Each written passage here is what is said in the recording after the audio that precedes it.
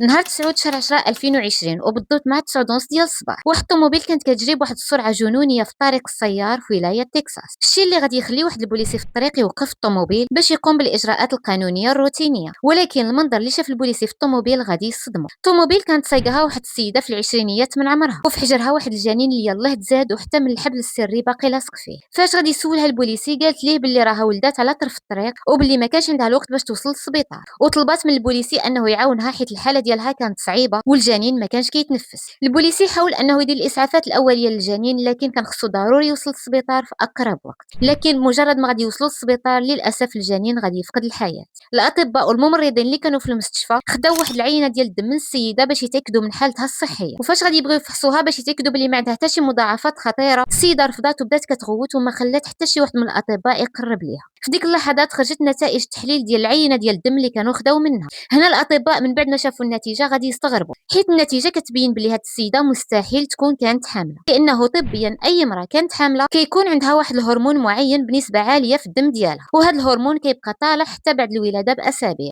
لكن هاد السيده عندها العكس تماما، واللي كيثبت بلي مستحيل تكون يلاه ولدات. في ديك الوقيته البوليس كانوا وصلوا للسبيطار، حيت صافي كانوا عرفوها شكون هي وشنو داكشي اللي دارت، وداكشي اللي دارتو راه ما يمكنش يتقبلوا العقل البشري.